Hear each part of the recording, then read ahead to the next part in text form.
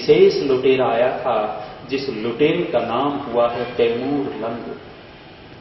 Taimur lung पैर से लंगड़ा था।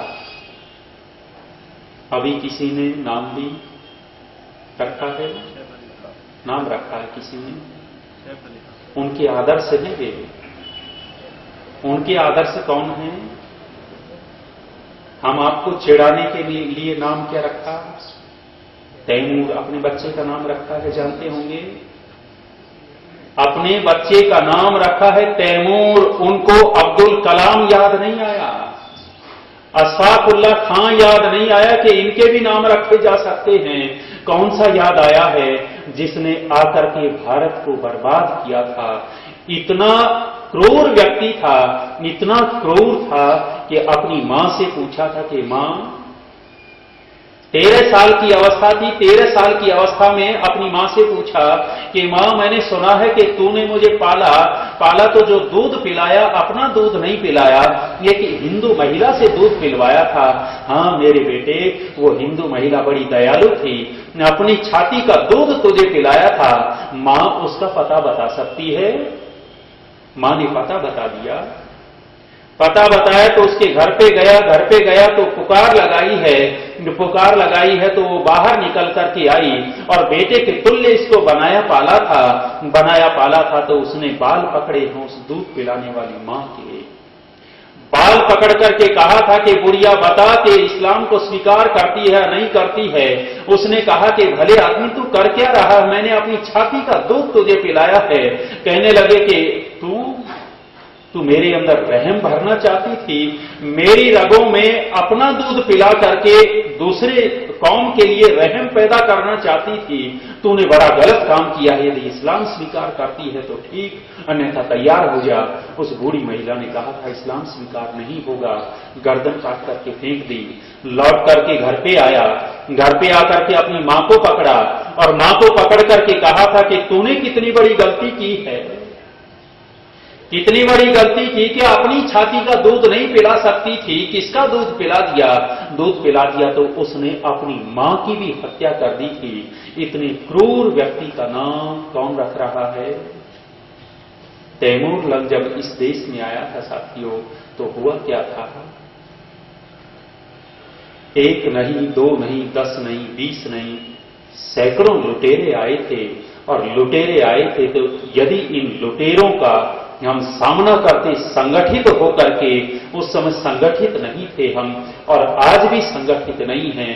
यदि राष्ट्र का हित करना है तो सबसे पहला काम करना पड़ेगा, एक बहुत बड़ा संगठन बनाना पड़ेगा। हम एक हो जाएं, संगठित हो गए तो राष्ट्र का हित हो सकता है, व्यक्तिगत हित हो सकता है।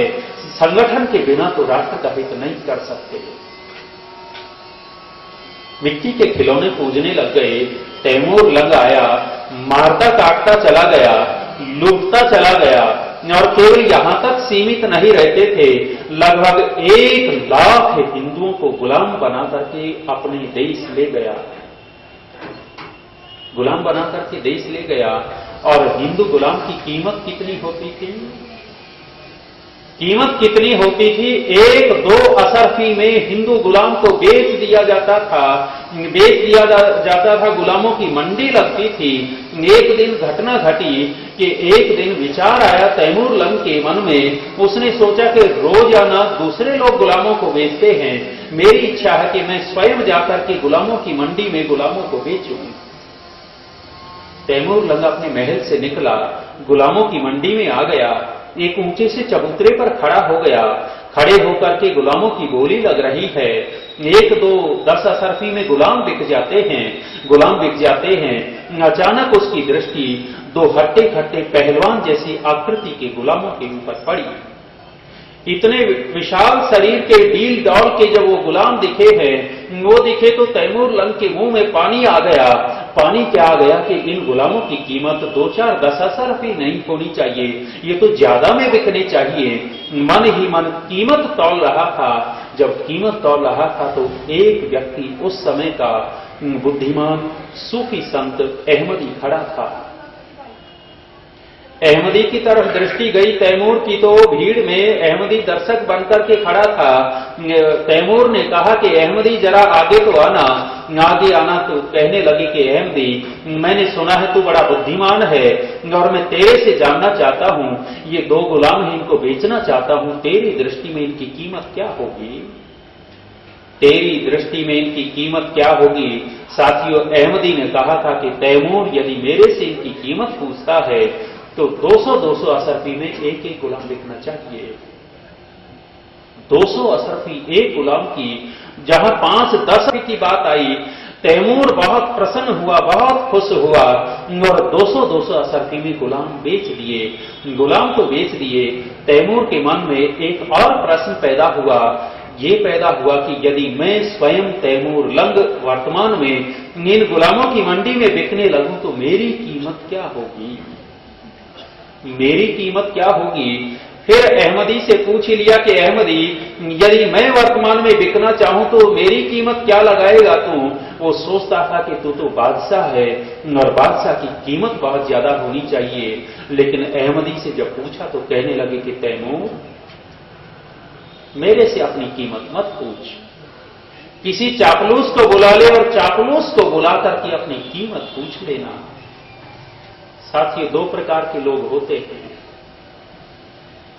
एक आलोचक होता है और एक चापलूस होता है। आलोचक और चापलूस में अंतर क्या है आप जानते हैं? आलोचक और चापलूस, अंतर करके देखिएगा कि चापलूस व्यक्ति प्रशंसा करते हुए भी हानि कर जाएगा, लेकिन आलोचक व्यक्ति कमी बताता हुआ भी लाभ करेगा, लाभ। आप बताइए, वर्तमान में चापलूस ज्यादा पसंद आते हैं, आलोचक पसंद आते हैं? कौन से अच्छे लगते हैं? चापलूस अच्छे लगते हैं या आलोचक अच्छे लगते हैं? मैं यहां आकर के यहां आप लोगों की चापलूसी करके चला जाऊं, रघुवंशी जी बैठे हैं, नेता हैं, चापलूसी करने लग जाऊं नेताओं की? अच्छा तो बहुत लगेगा, अच्छा बहुत लगेगा, लेकिन कहीं न कहीं नैतिकता का पतन हो जाता है, व्यक्ति अपने आत्मबल को गिरा देता है। और आलोचक वो होता है जो बात जैसी है वैसी कह करके चला जाता है, जो बात जैसी हो वैसी रख दी जाती है, वो तो कल्याणकारी दिखेगी और केवल कोरी चापलूसी होने लगेगी, हानि कर जाएगा। आप विचार करके देखिएगा कि चापलूसों की कमी नहीं है। यदि बड़ा पद पाना है तो क्या करना पड़ता है? एक शब्द घड़ लिया हमने, क्या शब्द घड़ा? चमचा। चमचा, चमचा क्या करता है? अब उस चमचे की उपमा पता नहीं क्यों दे दी। उस चमचे को तो नमक वाली सब्जी में भी घुसना पड़ता है और उस चमचे को तो चीनी वाली खीर में भी घुसना पड़ता है,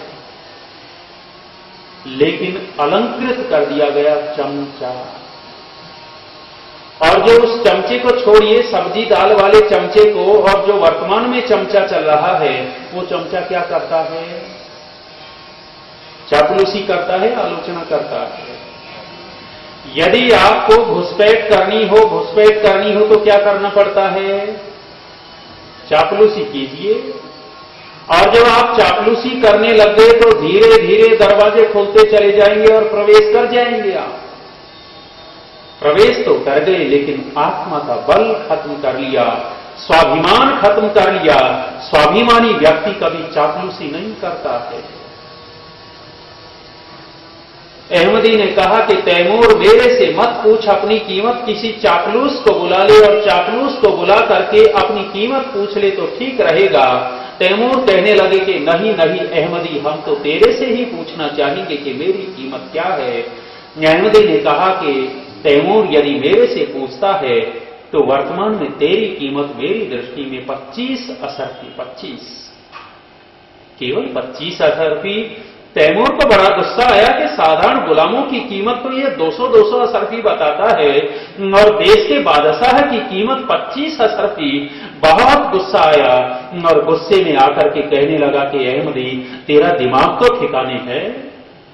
पगले दिमाग तो ठिकाने है, और जो 25 असरफी मेरी तूने जो कीमत लगाई है जरा ध्यान से देख।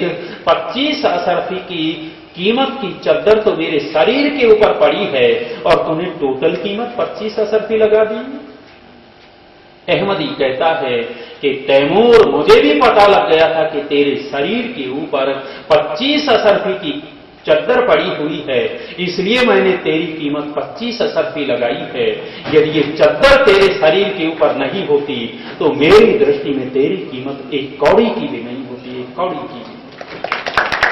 जब ये कहा कि एक कौड़ी की भी कीमत नहीं होती, उस समय तैमूर लंग का हाथ तलवार की मूठ के ऊपर पहुंच गया और तलवार निकाल ही रहा था कि इस अहमदी की गर्दन काट करके फेंक दूं, लेकिन देखा कि इसकी गर्दन काटने में मेरी ज्यादा हानि होगी। तलवार अंदर डाल दी और अंदर डाल करके कहा कि तैमूर, बात तो ऐसी की है कि तत्काल तेरी गर्दन काट के फेंक दूं, लेकिन मैं तेरे से जानना चाहूंगा पगले, साधारण गुलामों की कीमत 200-200 असरफी और मेरी कीमत एक कौड़ी की भी नहीं, बताएगा कि क्यों? बताएगा क्यों? उस समय अहमदी ने कहा था कि तैमूर, कीमती व्यक्ति कौन होता है जरा विचार करके तो देखना। तू अपनी कीमत देखना चाहता है, एक कीमती व्यक्ति कौन होता है? तू तो निरीह प्राणियों के ऊपर तलवार चलाता है, उनको लूटता पाटता है, गुलाम बना करके बेचता है, तू अपनी कीमत पूछता है। तैमूर, कीमती व्यक्ति देशभक्त होता है, कीमती व्यक्ति परोपकारी होता है, कीमती व्यक्ति दूसरे की सहायता करने वाला होता है, लूटने वाला कीमती नहीं होता। साथियों, हम लुटते चले गए, किसके हाथों? तैमूर लंग जैसे के हाथों लुटते चले गए। कारण क्या था लुटने का? दो प्रमुख कारण थे साथियों। कठोर बातें लगेंगी, लेकिन निश्चित रूप से दो प्रमुख कारण थे।